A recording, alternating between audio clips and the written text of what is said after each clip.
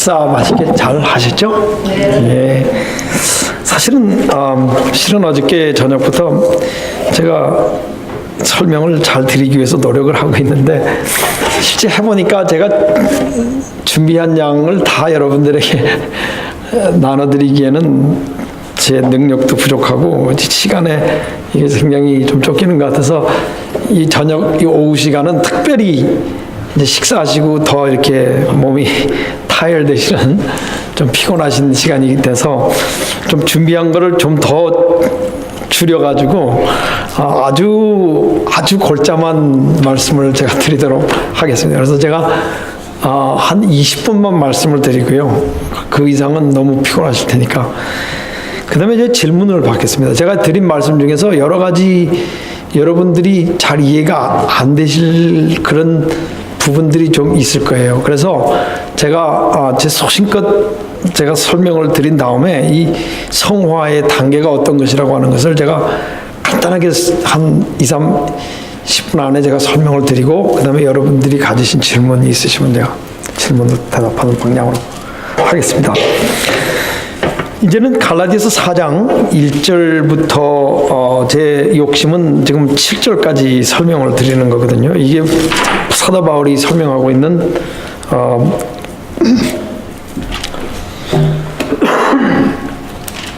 설명하고 계시는 성화에 대한 가장 제 생각에는 아주 명쾌한 설명이 아닌가 저는 그렇게 생각합니다. 물론 로마서에 더 이렇게 자세하게 세부적으로 설명이 되어 있기 때문에 로마서를 통해서 우리가 좀 더 방대한 지식을 얻을 수 있지만은 또 어떤 면에서는 그 방대한 지식을 이렇게 간추려 놓으면은 그 윤곽이 더 뚜렷하게 드러나는 경우가 있어요. 그래서 저기 보면 4장 1절부터 제가 그냥 쭉 읽어 내려가겠습니다. 그래서 제가 설명을 하겠습니다. 그러니까 7절이 있으니까 어저께 말씀드린 대로 한 절당 제가 한 3, 4분씩 설명을 하면은 아마 2, 30분 내에 다 설명을 할 수 있지 않을까 그렇게 생각을 하고 제 최선을 다해 보도록 하겠습니다.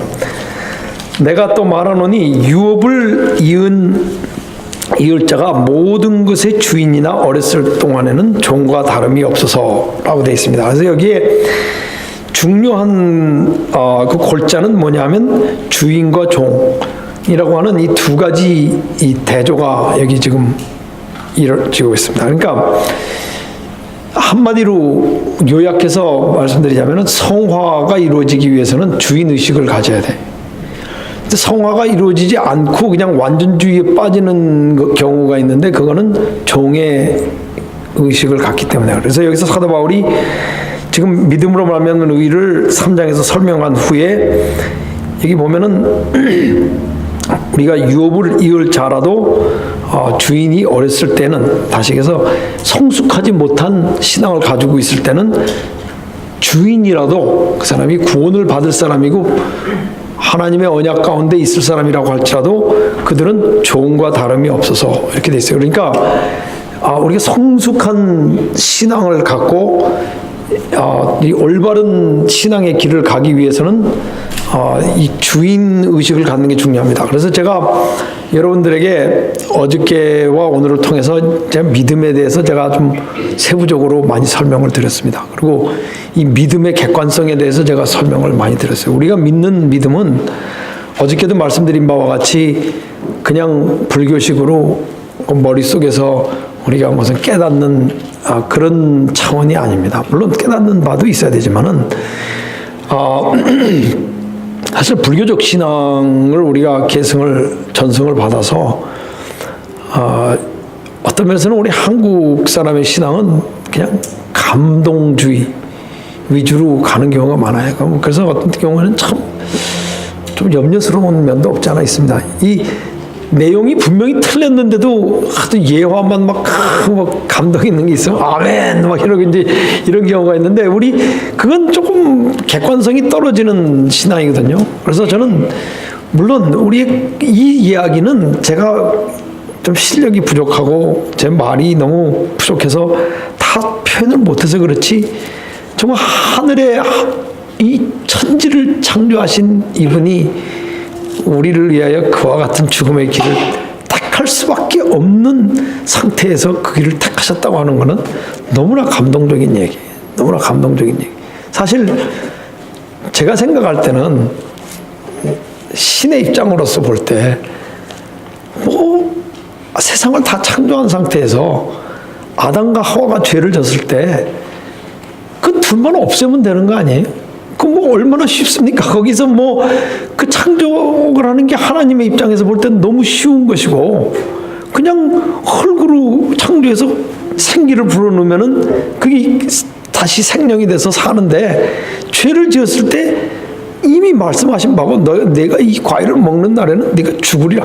우리가 왜 그 나무를 그걸 상관을 할 필요가 없고, 하나님이 원하시면 나무를 만들 수 있는 거죠. 어쨌든 그걸 먹었을 때 그냥 그 자리에서 즉시 둘을 없애버리고 새로 창조를 해서 다시 시작을 했더라면 이번엔 조금 더 잘 만드셔가지고 문제가 없도록 잘 이렇게 조금 터치를 해가지고 새로 하나 창조하셔서 세상은 다 이미 창조되어 있는 거고 둘만의 문제니까 했으면 되는데, 왜 이분이 이 길을 택하셔야 되느냐? 왜 이 인간과 그렇게 하늘과 땅과 바다를 만드신 분이 뭐가 안타까워서 그 사람에게 오셔서 그 수모를 받고 죽고 십자가에 죽을 그 길을 택하기 위해서 아담과 하와를 살려두셨다고 하는 것은 우리 인간의 마음으로는 상상할 수도 없는 것이고, 솔직히 예수님이 마지막에 이 잔이 만약에 내게서 그냥 비껴갈 수 있다고 할 것 같으면 이 잔을 내게서 그냥 넘어가게 해주십시오. 한때 사실 여성분이라면 얼마든지 이해할 수 있는, 정말 만약에 아이를 가졌는데 거기 이 아이가 진단을 해볼 때 이 아이는 나봐야 기형하고 전응하고 나중에는 이 부모를 죽일 가능성도 있는 그런 아주 범죄적인 요소가 굉장히 많은 아이다. 그럴 때 그 엄마가 그 아이를 낙태할 수도 있는 거 아니에요. 결국 어떤 면에서는 이 기형아에다 귀신 같은 이 아이를 낳아가지고 결국 나를 죽일 수도 있고 자기 아버지도 죽일 수 있다면은 사실 그걸 꼭 굳이 낳고 싶은 어머니는 없을 수도 있어요, 이 세상에. 근데 예수님의 경우도 이건 결국 해봐야 나를 죽이고 결국 배반하고 배신하고 다 믿지도 않을 거, 이렇게 십자가에 죽어봐야 몇 명 믿지도 않을 거 다 아시면서 그래도 I want to try. 이 인간에게 이 찬스를 내가 한번 주겠다 하고 십자가에 돌아가셨다고 하는 것은 정말 그 감동 그 자체라고 저는 생각하면 생각할수록 정말 우리에게 놀라운 사랑을 베풀어 주시는 우리 하나님의 사랑, 우리가 이걸 다 어떻게 감당해야 될지 이걸 다 우리가 알 수가 없습니다. 그래서 제가 어저께 말씀드린 대로 매일 하루를 시작할 때, 하루를 마치실 때 이 십자가에 대해서 생각을 많이 해요. 만약에 이분이 하나님의 아들이시고 이 길이 그가 택하신 나를 위하여 자신을 버리신 길이라면 이게 무엇을 뜻하는 것인가? 제가 오늘도 말씀드린 바와 같이 정말 우리는 그게 진리라고 하면은 정말 잘못 가고 있는 게 확실해요. 그런데 여기서 지금 사도 바울이 설명하고 있는 것은 이 4절에 말씀하신 바 때가 참에 하나님이 그 아들을 보내서 여자에게 나게 하시고 이와 같은 때가 이른 이 구속의 경륜의 완성, 이와 같은 현실이 이루어진 이 상태에서 우리가 어떻게 살아야 되겠느냐 하는 것을 설명하면서 여기서 주인과 종의 의식을 설명하고 있는 거예요. 그러면 주인과 종의 의식이 무엇이냐 하면은 한마디로 요약해서 말씀드리자면은 주인도 실수를 할 수 있고 종도 실수를 할 수 있어요. 그렇죠? 주인이라고 그래서 꼭 실수를 안 하는 게 아니에요. 여러분 주인 해보신 분들 다 아시지 않습니까? 주인도 실수를 해요. 그렇죠? 근데 실수를 했을 때 가지는 그 생각의 의식 구조가 완전히 다릅니다. 종은 예를 들어서 만약에 돈을 5만 불을 잃었다. 어디를 가다가 5만 불을 어디 도난을 당했다든지 어디 잃었다. 만약에 그러면 이 종이 돈을 5만 불을 갖고 가다가 잃어버렸을 때 이 종의 의식 구조 속에서는 제일 먼저 떠오르는 생각이 뭘까요?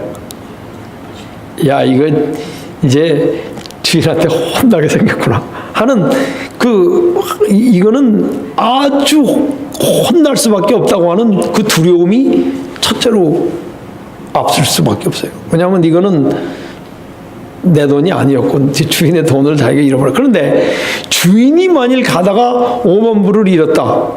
어디 가다가 5만 불을 잃어버렸다. 그러면 주인은 혼난다는 생각보다는 무슨 생각을 하겠어요? 내가 이런 바보 같은 행동을 해가지고 5만 불을 잃어버렸는데 I'm so stupid.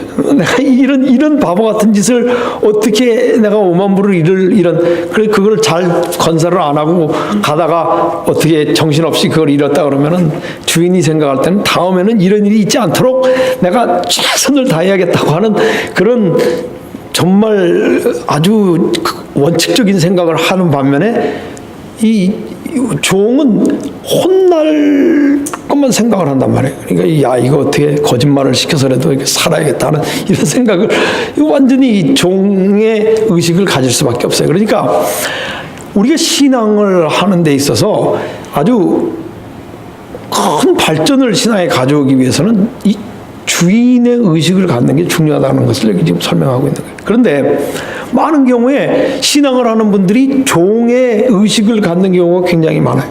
종의 의식을 가져서 예를 들어 죄를 지었다 그러면 죄를 지면은 무슨 생각을 하게 되느냐 하면 이거 하나님한테 이거 혼나게 생겼다.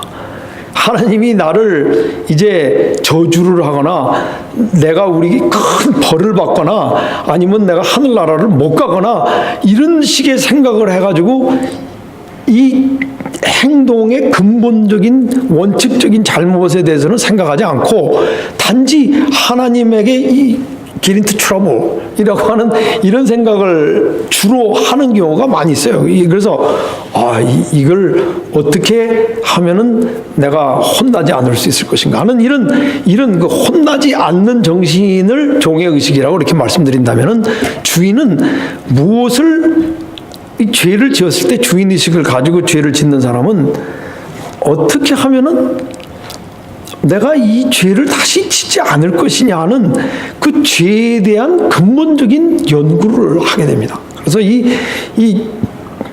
자기 잘못에 대한 생각을 할 때 그게 왜 잘못됐는지 그 잘못 자체에 있는 그 연구와 이해에 따라서 다시는 그 잘못을 저지르지 않도록 한단 말이에요. 그래서 이제 쉬운 예를 들자면은 어떤 분의 경우에 이제 건강 원칙을 지키는데 종의 의식을 가지고 건강을 하는 사람이 있고 어떤 사람은 이 제대로 된 지식을 갖고 건강 지식을 하는 사람이 있어요. 그러면 이제 그냥 쉬운 예를 제가 드리고 있는 거예요. 종의 의식을 가지고 하는 사람은 어떤 생각을 하냐면 화이트인이 고기를 먹지 말라고 그러고 화이트인이 채식을 하라고 이랬으니까 분명히 채식을 하면은 나는 병에 안 걸릴 것이다.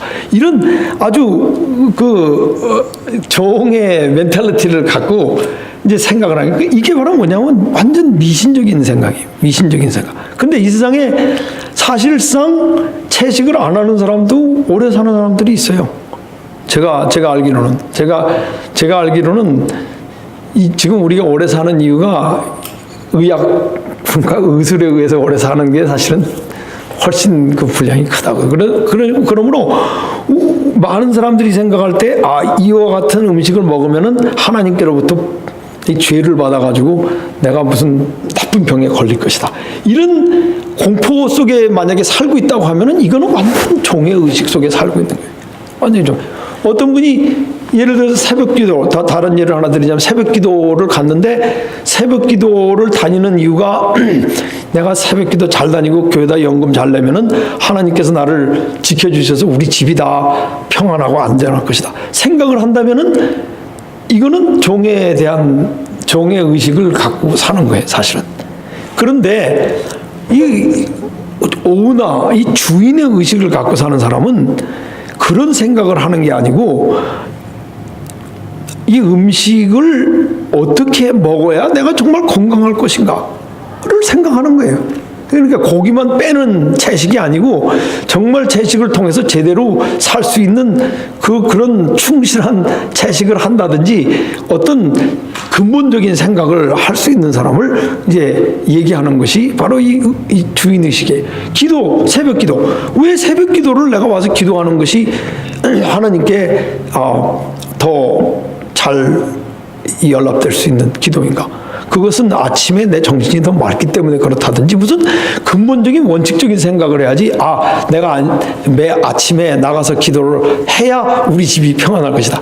그런 사람이 만일 새벽 기도를 다니는데 만일 집에 무슨 불상사가 일어났다든지 매일 뭐 하나님의 뜻대로 채식을 하고 있는데 만약에 암에 걸렸다든지 이러면은 이 사람은 막 완전히 헬플레스한 상태로 들어가는 거예요. 왜냐하면 이 종의 의식을 가지고 살았기 때문에 이 신앙이 올바로 된 신앙이 될 수가 없어요. 그래서 많은 경우에 이 종과 다름없는 신앙을 할 경우에는 이 신앙이 전혀 임프루브가 되질 않습니다. 계속 여기 보면은 뭐라고 되어 있어요?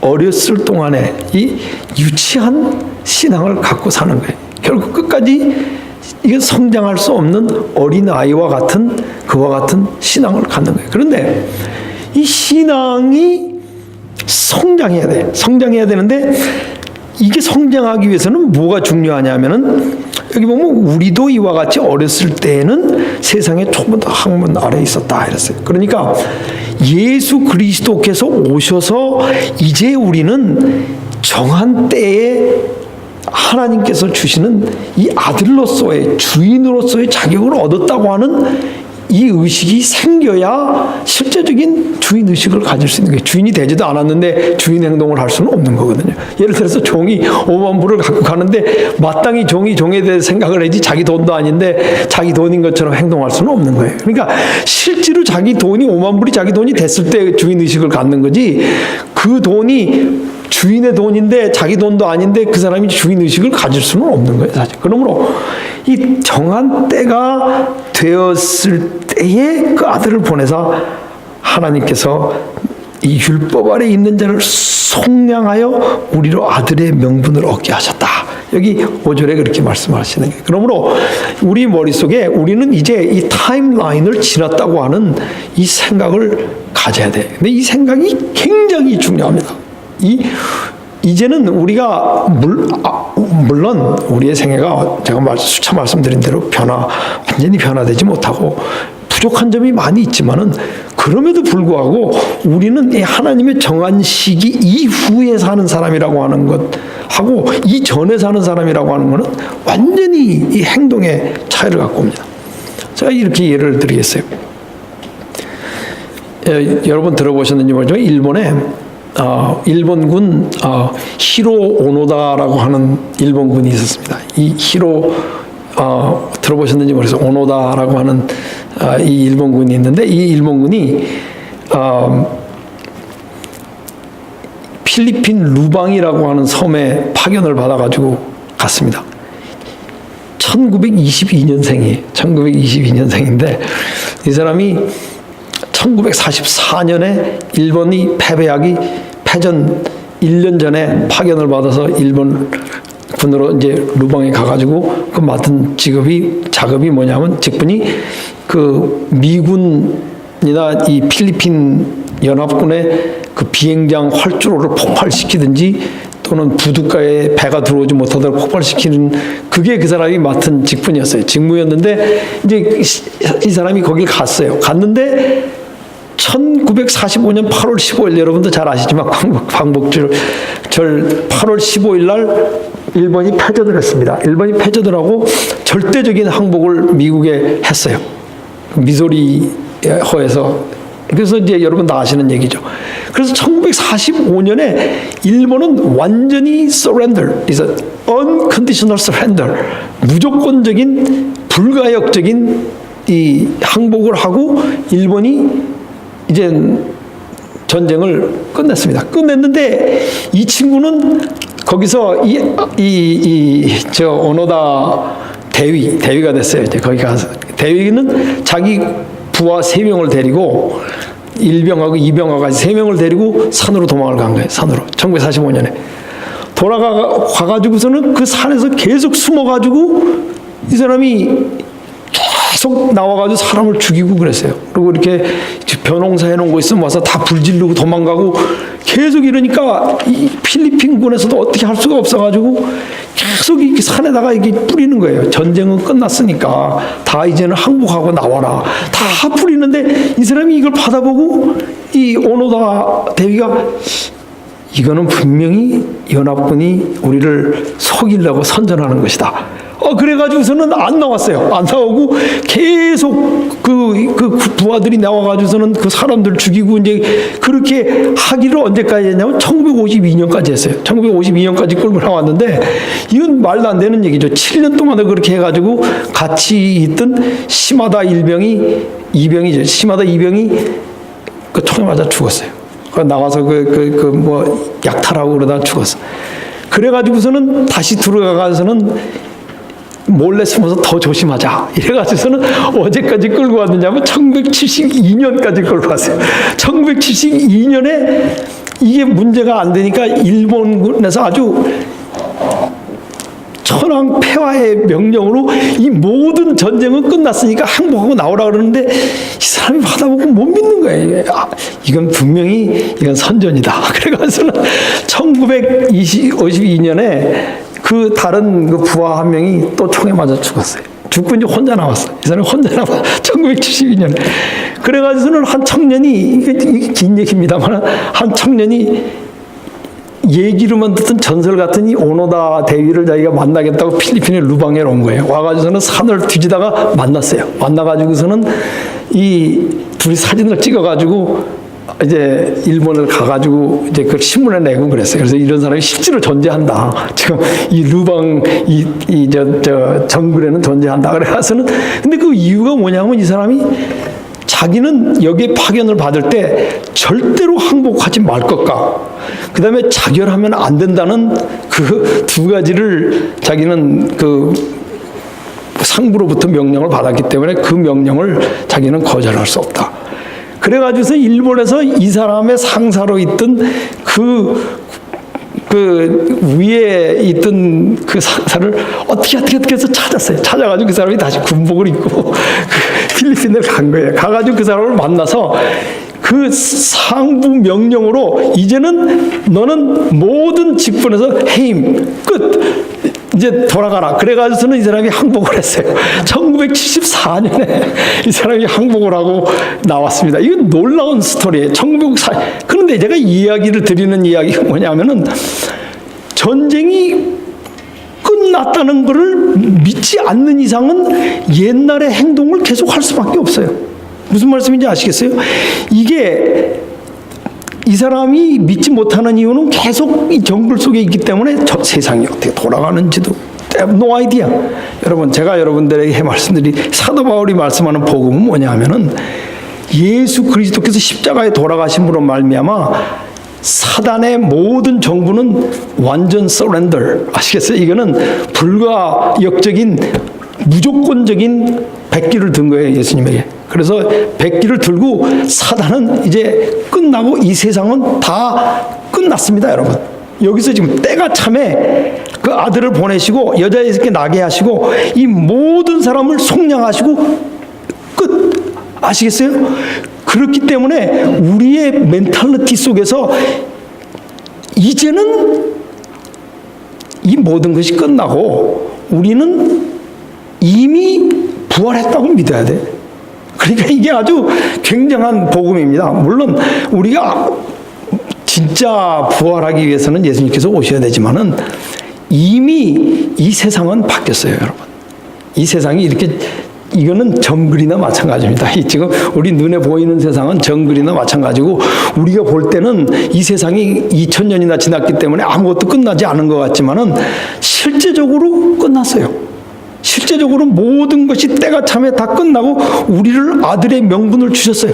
그러므로 우리는 이미 새 피조물, 이미 예수 그리스도에 동참한 사람이 됐다고 하는 것을 믿어야 돼.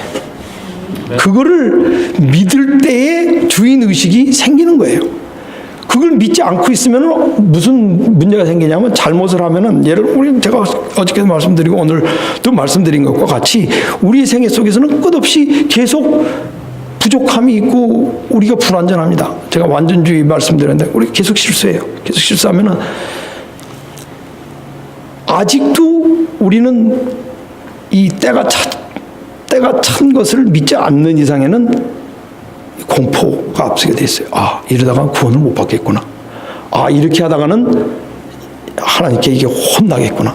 저주를 받겠구나 하는 이와 같은 미신적인 생각이 앞설 가능성이 굉장히 많아. 그런데 이 두 가지, 여기서 지금 사도 바울이 얘기하는 것은 두 가지 죄책감을 얘기하는 거예요. 하나는 제가 여기 말씀드린 오노다 대위를 통해서 제가 말씀드렸는데, 만약에 이 대위가 자기가 왜 그 찾아온 청년이 왜 항복하지 않느냐 그랬더니 shame. 내가 지금 내 직무를 맡고 있는 상태에서 만일 내가 항복을 하면은 이거는 이 일본 제국에 너무 수치한 일이고 내 자신도 이것을 감당할 수가 없다. 그거는 완전히 종적인, 이거는 잘못된 컨셉트를 가지고 있는 거예요. 이건 잘못된 죄의식이에요. 잘못된 죄의식이고, 제대로 된 죄의식은 어떤 죄의식이었냐면 이 사람을 자유롭게 해줄 수 있는 의식은 이 세상은 다 바뀌고 모든 것은 끝났는데 내가 왜 이 정글 속에서 이 짓을 하고 있느냐 하는 생각을 하는 것은 이 사람을 자유롭게 해줄 수 있는 올바른 죄책감으로 바뀌는 거예요. 그러니까 아까 말씀드린 종의 죄책감에서부터 이제는 주인의 죄책감으로 바뀌어야 우리가 자유로워진단 말이에요. 근데 아직도 우리가 생각할 때는 우리가 왜 이렇게 실수하고 이러고 살 수 있을까? 이렇게 만일 생각하면서 완전주의에 빠져가지고 우리가 산다고 할 것 같으면 우리는 발전이 없어요. 계속 정글 속에서 계속 맴돌고 계속 믿지 않는 상태에서 살기 때문에 우리의 생애 속에서는 실제적인 변화가 일어날 수 없습니다. 그러나 만일 우리가 예수 그리스도께서 살아나신 것을 믿고 때가 참에 우리에게 아들의 명분을 주신 것을 믿는다고 할 것 같으면은 우리가 비록 부족하지만은 우리가 예수 그리스도의 은혜로 말미암아 우리는 이미 이제는 새 피조물이 되었고 우리는 아들이 되었고 딸이 되었고 우리가 이제는 완전히 새로운 시대에 살고 있다는 걸 생각할 때 그때는 똑같은 잘못을 해도 내가 왜 이제 이 새로운 이 오나가 된 상태에서 내가 이러고 살아야 될까 하는 그런 생각으로 이게 전향된다고 할 것 같으면 그게 바로 종의 컨셉트에서 주인의 컨셉트로 이게 변화되는 것을 여기 설명하고 있는 것입니다. 그런데 여기 6절에 보면은 너희가 아들이므로 하나님이 그 아들의 영을 우리 마음속에 보내사 아빠 아버지라고 부르게 하셨으니 그러므로 네가 이후로는 종이 아니요 아들이요 아들이면 하나님으로 말미암아 유업을 받을 자니. 그래서 물론 죄책감은 존재합니다. 그러나 아들로서 가지는 죄책감과 종으로서 가지는 죄책감은 완전히 다른 거예요. 마치 우리 몸속에 이 good cholesterol이 있고 bad cholesterol이 있어요. 우리 몸속에 보면 LDL, HDL, 그래서 LDL은 나쁜 콜레스테롤, HDL은 좋은 콜레스테롤. 마찬가지로 죄책감도 좋은 죄책감이 있고 나쁜 죄책감이 있어요. 우리 기독교에서 잘못 생각하고 있는 거는 무조건 예수님만 믿으면은 죄책감이 없어진다 이렇게 얘기를 해요. 근데 그거는 완전히 잘못된 컨셉트입니다. 왜냐하면 만일 죄책감이 다 없어진다면 어떤 문제가 발생을 하느냐면 예수님을 믿고 그 다음에 나가서 음행을 행하고 분쟁을 일으키고 그렇게 하는데도 예수님이 은혜로 나를 구원해 주셨으니까 나는 오케이. 이런 뻔뻔스러운 그런 생애를 사는 거는 그건 뭐가 잘못된 거예요. 그러나 제가 말씀드리는 것은 이 굿 길트가 있어요. 굿 길트는 이 오너 길트. 제가는 이걸 오너 길트라고 해요. 이 슬레이브 길트에서부터 이 오너, 이 종의 죄책감에서부터 이 오너가 가질 수 있는, 오너만 가질 수 있는 이 죄책감으로 이게 바뀌어야 돼. 우리 생각이. 그래서 제가 아까 말씀드린 바와 같이 이제 이 세상은 다 바뀌었습니다. 정말 다 바뀌었어요. 우리가 애착을 갖고 사는 이 모든 세상은 이거는 이제는 전쟁은 끝났어요. 이 게임은 다 끝난 것이고 이 세상은 이제 그리스도의 세상이 됐습니다. 그렇게 보이지 않을지 모르지만 this is true. 그러므로 우리는 더 이상 이 세상에 속하지 않았습니다. 우리는 우리 자신이 이 그리스도와 함께 새 피조물로 변했다고 하는 것을 믿어야 돼. 믿어야 되는데 제가 그래서 어저께부터 제가 2번의 강의를 통해서 이것은 그냥 머릿속에서 믿는 그와 같은 하나의 이 심리적인 어떤 그런 우리의 마음의 조작이 아니고 이것은 실제로 객관적인 진리예요. 객관적인 진리예요. 예수 그리스도가 만약 하나님의 아들이시라면은 이 세상은 십자가에서 끝난 거예요. 다 끝난 거예요.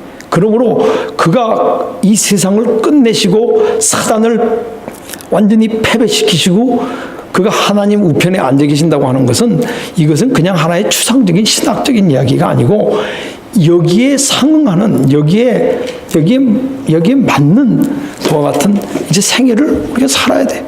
우리는 살 수 있는 권리가 있습니다. 우리가 살 수 있는 권리가 있어요. 그래서 작은 예를 하나 드리고 제가 여러분들에게 질문을 할 수 있는 기회를 드리겠습니다. 그래서 이제 뭐 예를 들면 우리가 흔히 생각하는 이제 뭐 성경을 읽어야 된다. 그렇게 이제 얘기를 하는데 많은 분들이 이 성경을 잘 이해를 못해요. 그런 경우가 많이 있어요. 성경을 보면은 이 성경이 너무너무 기가 막힌 책이고 이걸 아무리 읽어도 사실 다 우리가 이 깊이를 다 이해할 수가 없는 너무너무 좋은 책이 이 세상에 이런 책이 없습니다. 그런데 많은 분들이 성경을 읽다 보면 무슨 말인지 잘 몰라요. 이게 이해가 안 돼. 그래서는 꾸벅꾸벅 졸기도 하고 그런데 성경 보다가 좋으시면 굉장히 좋은 거예요. 만약에 잠이 안 오시면 성경 보실 것을 제가 권합니다. 이게 잠이 안 오시는 분들은 성경 보는 것보다 더 잠이 빨리 드는 방법이 없어요. 그런데 이 성경을 보다가 주무시면은 이 여러분이 자는 동안에도 이 말씀이 마음속에서 작용을 해가지고 이게 사실이에요. 그게 사실이에요.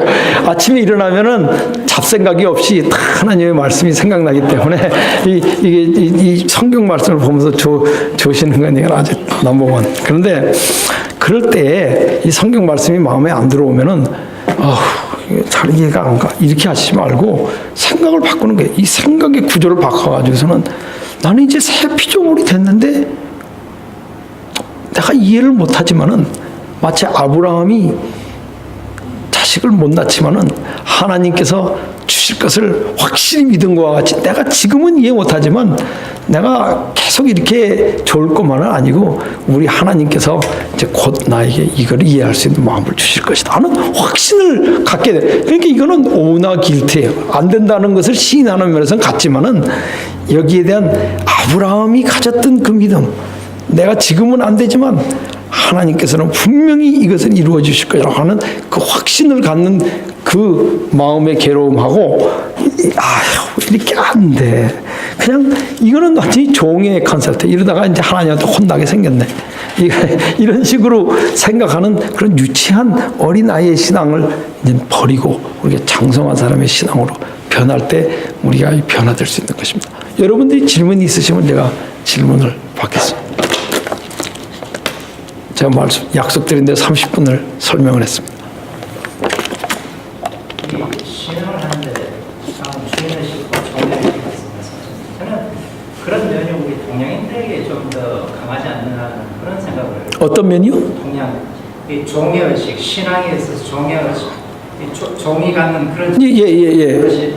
동양에서 더 이 동양인들이 더 좀 짓지 않을까 하는 그런 생각. 아니에요. 이 서양도 마찬가지입니다. 이 로마 카톨릭 교회에서 이 사람의 마음속에 이런 죄의식을 갖도록 계속 그 모든 걸 디자인해서 그렇게 사실은 교회를 해왔어요.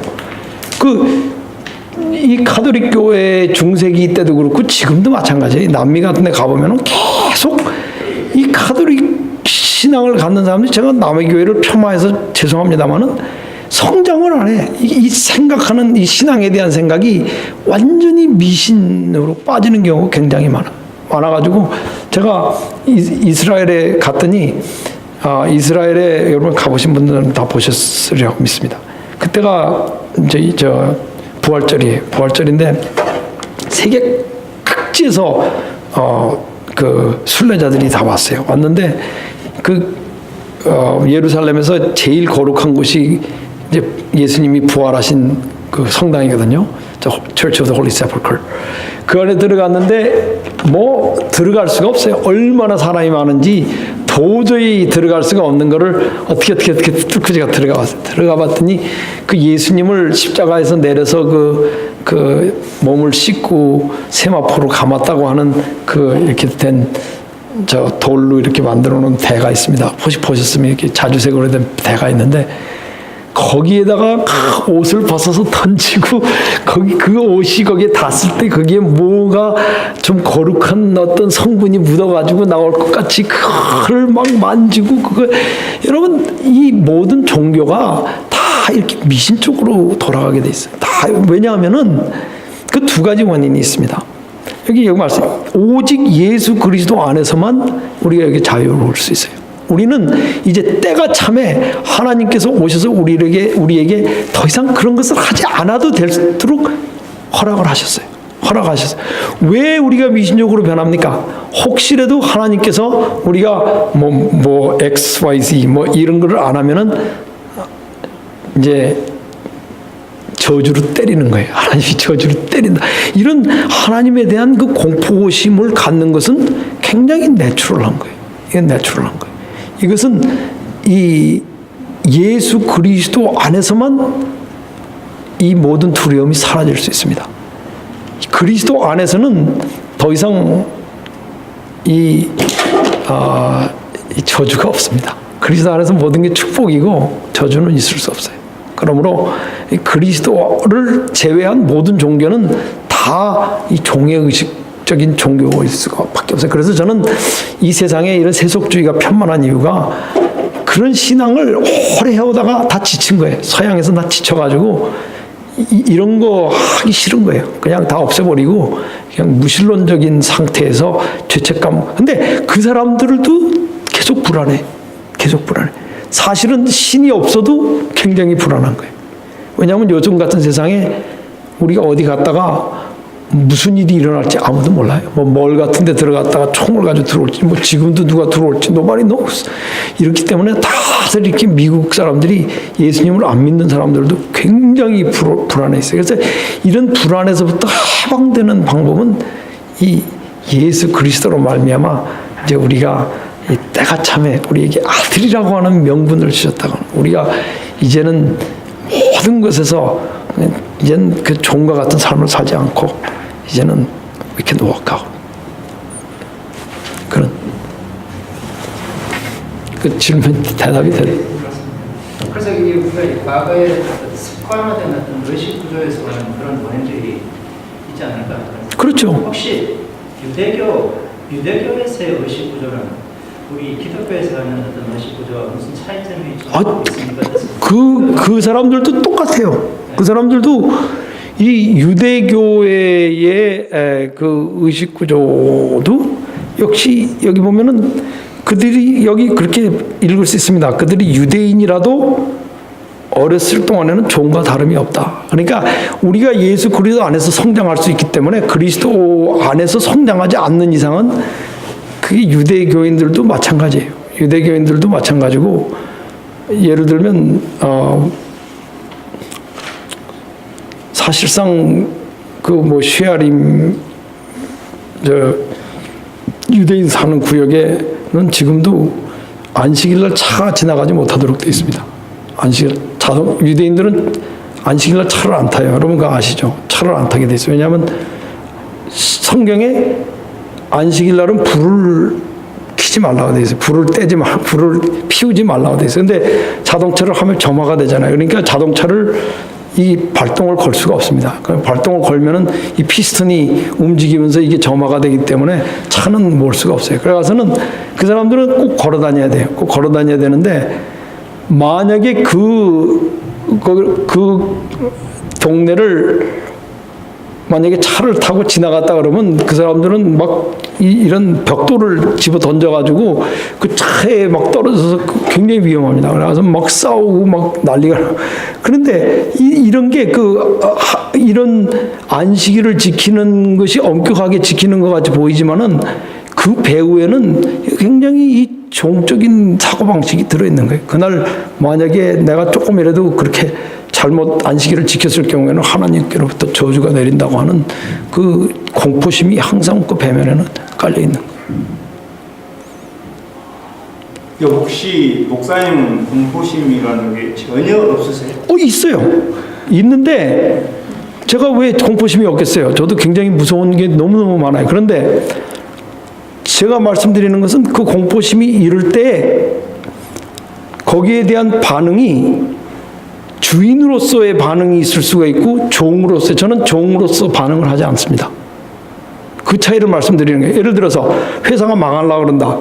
지금 뭐 한국에 예를 들어 GM이 망하려고 그런다. GM이 망하려고 그러는데 GM 오너가 생각하는 그 똑같이 망하는 거에 대한 부담이 있지만은 오너들이 생각하는 거하고 또 거기서 일하는 종업원들이 생각하는 거는 완전히 다른 멘탈리티예요. 그러니까 물론 이 세상을 살면서 두려움이 있지만은 이 오너로서 제가 하나님의 자녀가 이제 된 상태에서 이 두려움을 겪을 때는 한 가지가 없어요. 그게 뭐가 차이가 있느냐면은 이 로마서 8장 1절에 나오는 말씀대로 정죄함이 없다 그랬어요. 그리스도 안에 있는 자들에게는 정죄함이 없나요? 저는 두렵지만은 정죄함은 없어요. 다시 얘기해서 하나님께서 나를 정죄하시고 내가 뭐를 잘못했기 때문에 하나님께서 이런 벌을 내리신다는 그런 두려움은 없어요. 그러나 그 어려운 상황을 지나가야 되는 데 대한 두려움은 있습니다.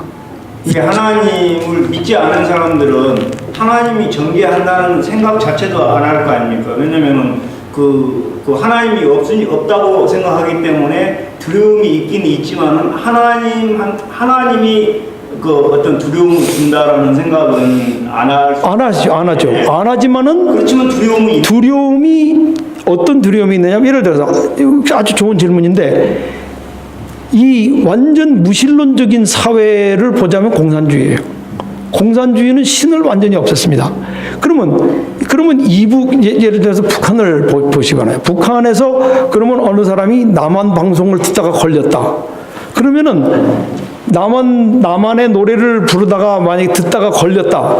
그러면은 이 사람의 생각 속에서는 신에 대한 두려움은 없지만은 이제는 내가 교화소에 가게 생겼구나 하는 종적인 두려움이 지배적으로 그 사람을 움직이고 있는 거예요. 그러므로 이 종적인 공포, 다시 얘기해서 그 행동 자체가 잘못됐기 때문에 가지는 그 오너로서의 공포가 아니고 이거를 했을 때 내가 어떤 화를 당한다든지 공포를 다른 사람에게 내가 혼이 날 것이라고 하는 그런 공포로 많은 사람들이 지배적으로 살고 있어요. 그래서 이 세상에 많은 사람들의 경우에 있어서 그 사람들이 신을 믿든지 안 믿든지 이런 종의 형태로서의 생각을 의식구조를 전혀 벗어나지 못하고 있어요. 그런데 이 기독교가 이와 같이 이 갈라디아나 이런 데 가서 아주 획기적인 변화를 사회에 가져오게 된 것은 그런 종적인 생각을 하는 사람들로 말미암아 이 두려움을 잃도록 만드는 거예요. 이런 정죄에 대한 두려움이 싹 없어지면요, 사람이 없어지게 되면은 사람이 변합니다. 그러니까 이 로마나 이제 이런 문화 속에서 이제 사도행전을 보시면은 그 핍박이 온 게 이상한 거예요. 이 사람들이 어저께까지만 해도 막 무서워서 이러던 사람이 이게 컨트롤이 안 되는 거예요. 왜냐하면 이 사람이 두려움을 잃기 때문에 그래요. 그래서 사실은 얘는 어렸을 때 종과 같은 두려움이 존재하는 이유는 물론 우리가 습관적으로 아까 말씀하신 것 같이 그런 삶을 살기도 했지만은 우리를 지배하던 또 우리를 길러주신 부모님들부터 또 선생님들부터 우리 위에 계시던 분들이 계속 이런 종적인 의식구조를 심어줬어요, 우리에게. 왜 심어줬느냐 하면은 그런 사고방식을 가지고 있어야 컨트롤하기가 쉬워요. 컨트롤하기. 매를 때리고 뭐 잡히면 목사님 말씀에 동의를 하는데요. 예. 아까 지금 그 오노다 데이라는 사람의 이야기를 예. 제가 잘못 이해했는지 모르겠는데 이 보통 기독교 문화를 지금 말씀하신 대로 죄의 문화라고 그런다면은 지금 우리 동양이나 특히 일본 이게 정말 수치의 어떤 창피 그다음에 체면 이런 것들이 그 상당히 중요하잖아요. 그래요. 중요하고 예. 사실 실제 오노다 데이가 잘못한 게 아니잖아요. 이 사람은 자기 명령대로 절대 충성을 했고 제가 이 교회를 나와도 저는 절대 충성을 못하기 때문에 교회에 잘 적응을 못하는 것 같아요. 여기 교회에서는 하나님 말씀에 무조건 복종, 충성 이렇게 하는데 저는 아니 근데 제가 말씀드리는 게 이 오노다 대회 같이 무조건 충성이 아니에요. 이 기독교는 완전히 이해, 내가 하나님의 뜻을 여기 자녀 아버지를 복종하는 이유는 그 아버지의 뜻을 이해하고 그 마음을 이해하기 때문에 할 때 그게 진짜 자녀가 되는 것이지 그냥 무조건의 맹종이라고 하는 것은 사실상은 이것은 나의 종의 의식이란 말이에요. 근데 일본인들은 보면 지금도 그런 게 상당히 강한 것 같아요. 그러니까는 라고 하는 나라가 자기들을 뭐 해준다 이렇게 하이 쏘데스네. 그거 사실이에요. 그건 사실이에요. 사실인데 그러니까 결국에 있어서 이런 로마서 8장 1절에 나오는 말씀이 뭐냐면은 길트 다시 얘기해서 자기가 잘못했을 때 죄책감을 느끼는 것은 수치감을 느끼는 것은 온당한 일이고 반드시 그렇게 돼야 돼요. 그런데 예수 그리스도 안에서 이 오너가 되는 경험은 이 정죄함이 없어져요. 그러니까 이 두 개가 굉장히 동시에 존재하는 것 같다고 우리는 생각해요. 예를 들면 죄책감이 있으면은 정죄함이 같이 있다 이렇게 생각을 하는데 예수 그리스도께서 우리에게 주시는 선물은 뭐냐면 죄책감은 분명히 있지만은 정죄함은 없는 거예요. 그래서 정죄함이 없어지면은 어떤 현상이 일어나냐면 이걸 좀 다른 면에서 제가 예를 하나 드리자면은 만약에 올림픽을 하는데 피겨 스케이트를 한단 말이에요. 뭐 김연아 선수가 하는데 이 심판관 앞에서 쓸 때는 어떤 면에서는 그 정죄함이 있어요. 자기가 실수를 한 번 할 때마다 그건 감점, 아주 심한 감점이 오게 돼 있어요. 그렇잖아요. 근데 이 사람을 지도했던 그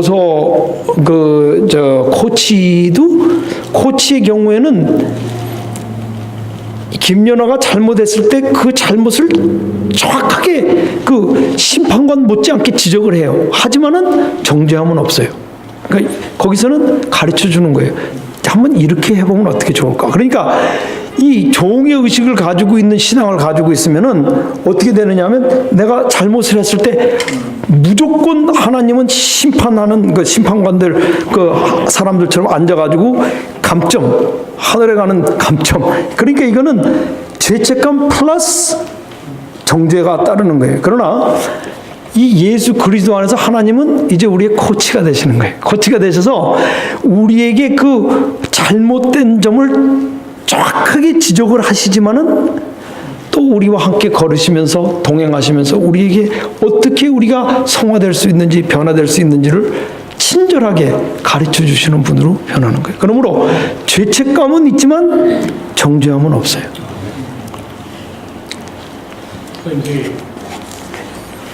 오늘 우리 말씀하신 바탕으로 해서 우리가 흔히 용서받지 못할 죄 하면서 이제 성령을 거슬리할지 아니면 두 번째라 이런 얘기를 했는데 오늘 말씀하신 그런 맥락으로 용서받지 못할 죄에 대한 그 성령 이 용서받지 못할 죄는 사실은 하나밖에 없어요. 그건 뭐냐면 성령을 거역하는 죄는 용서를 받지 못한다 그랬어요. 그거 보면은 여기 그 이유가 나타나는데 이 성령께서는 이 예수 그리스도와 하나님의 마음속에 있는 그 따뜻하고 정말 살과 같은 그런 부드러운 마음을 우리에게 만들어 주시는 분이세요. 그래서 여기 보면은 여기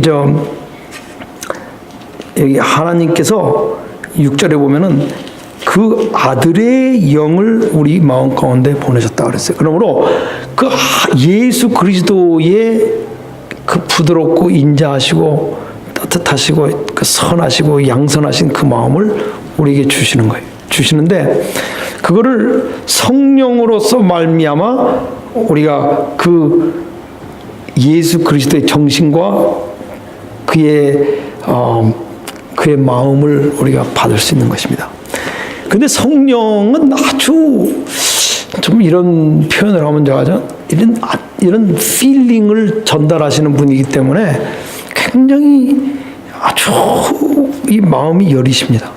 굉장히 마음이 여리셔요. 그래서 이 성령은 아주 굉장히 센시티브 하신 분이에요. 그래가지고 저는 이 성령을 상심케 하지 말라 그랬어요. 근데 성령은 우리가 함부로 성령을 대하면은 성령이 상심하십니다.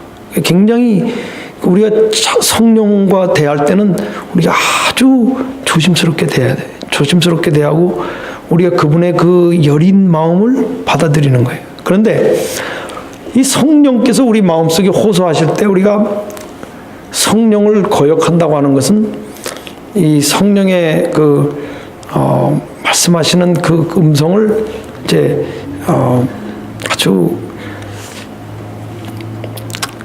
좀 하나의 수치스러운 것으로 생각하고 그것을 우리가 하찮게 생각하고 정말 천하게 여겨가지고 우리가 성령을 거절하게 되면은 성령이 더 이상 우리의 마음을 이렇게 부드럽게 만드실 수 있는 그 역할을 안 하십니다. 그러면 어떤 현상이 일어나느냐 하면은 사람이 정죄함도 없어지고 죄책감도 없어져요. 잘못을 하면은 그 잘못에 대한 아무런 반성이 없어요. 그렇게 되면 그 사람은 회개를 할 수 없기 때문에 결국 용서를 못 받는 거나 마찬가지예요. 그러니까 이제 예를 하나 드리자면 이런 것입니다. 이제 우리가 이 하나님의 뜻대로 사는 게 굉장히 피곤합니다. 우리 인간적으로. 왜냐하면 항상 손해를 봐야 되거든요.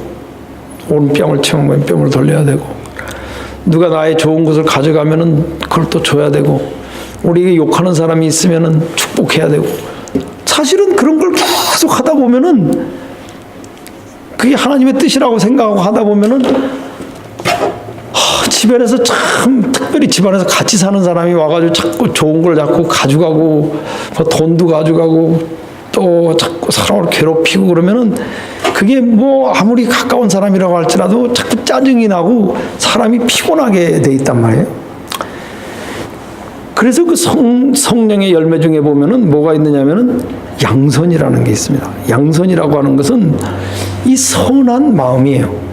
그러니까 성령이 선한 마음을 주셔가지고 사람이 선할 때 선한 일을 행하면 피곤하지 않은데, 성령이 선한 마음을 안 주시는데 이건 그냥 식구니까 내가 어떻게 뭐 희생을 해야지, 뭐 이거는 그냥 하나님의 뜻이니까 내가 하나님의 뜻대로 산상보온대로 살아야지, 이렇게 살면은 굉장히 피곤하고 살면서 막 사람이 더 악해집니다. 막 너무너무 앵그리해져가지고 이 분노로 말미암아 가득 찬 사람이 되기 때문에 이 성령이 없이 살 때는 이건 도대체 회개에 이르지도 못하고 결국 선한 일을 하다 자기가 지쳐가지고 번아웃이 되어버릴 수밖에 없어요. 저는 그런 맥락에서 이해를 합니다. 네, 지금 우리 황모 선생님께서 공포에 대해서 말씀하시는데, 예. 그것이 하나님에 대한 공포인지 아니면 자기 자신이 뭐 잘못했을 때의 공포인지, 저는 그게 좀 형벌에 대한 공포. 예. 왜냐하면 저는 사실 지금까지 죽음의 문턱을 여러 번 갔다 왔습니다. 왔는데 특히 요새 와서 저는 하나님에 대한 공포는 없어요. 하나도 없습니다. 근데 그것이 제가 잘못된 신앙입니까? 뭐 어떻게 됩니까? 예, 아주 좋은 신앙이에요. 공포가 없다고 하는 것은 이거는 이 여기 말씀 나온 대로 이 하나님에 대한 공포가 없어지는 건데, 삶에 대한 인간의 이 모든 생애 속에는 자연적으로 많은 공포가 있어요. 우리에게는 이 세상을 사는데 있어서 그 어떤 불안감이라고 하는 것이 인간을 계속 이렇게 움직이고 있거든요. 계속 움직이고 있는데 뭐 제가 하여튼 공포는 없으면 없을수록 좋은 거예요. 이 공포심이라고 하는 것은 우리에게 굉장히 정신적으로 우리를 망가뜨리는 요소이기 때문에 이 공포가 없으면 제일 좋은 거예요. 그런데 이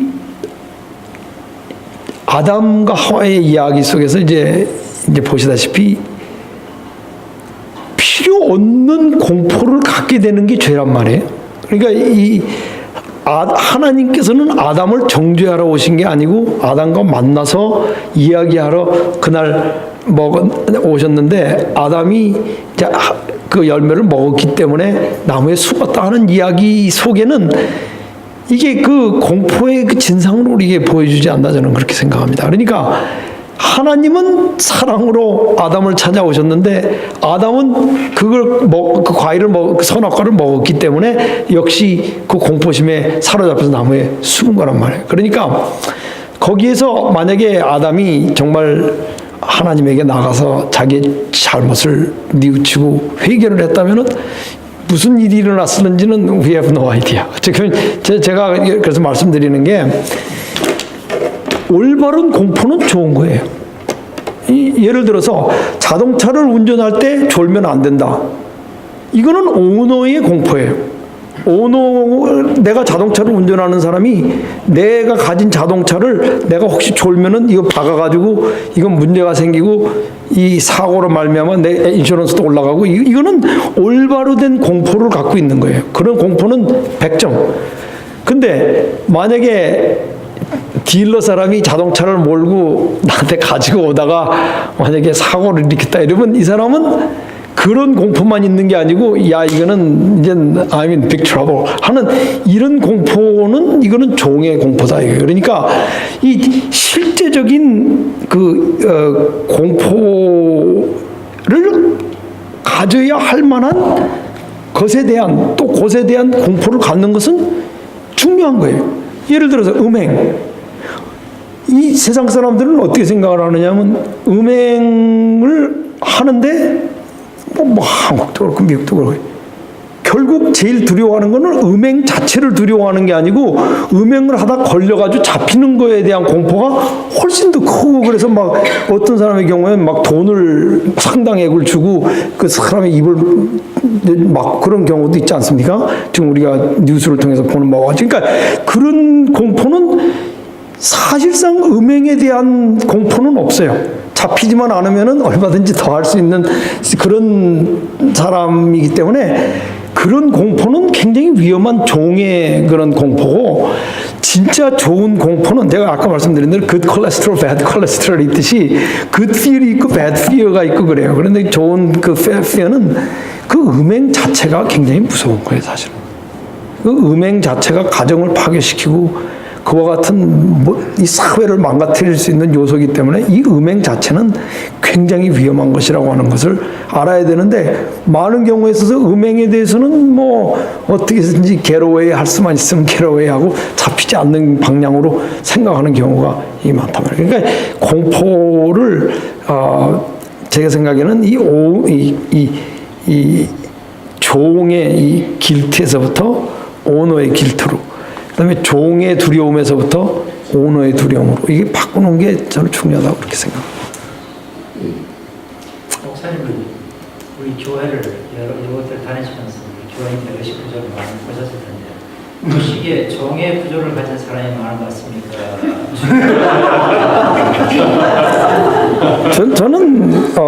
저는 다른 사람에 대해서 얘기할 수는 없는데 저는 일반적으로도 저는 그렇게 단정돼서 얘기하고 싶은 마음은 없고요. 제 자신에 대한 얘기를 여러분한테 저는 사실 말은 은혜로 이런 얘기를 많이 하면서도 참 오랫동안 이런 종의 두려움, 종의 죄책, 정죄를 아주 뭐랄까 이 하나의 디폴트로 하나의 그냥 이 근본적인 하나의 의식 구조로 갖고 오랫동안 살아왔고 지금도 조심하지 않으면은 이게 작용을 합니다. 그렇기 때문에 제가 여러분들에게 그 말씀드린 게 매일 아침 일어나면은 이 복습을 해야 돼. 제가 말씀드린 4차원적인 신앙 이게 자연적으로 이루어지는 게 아니에요. 우리가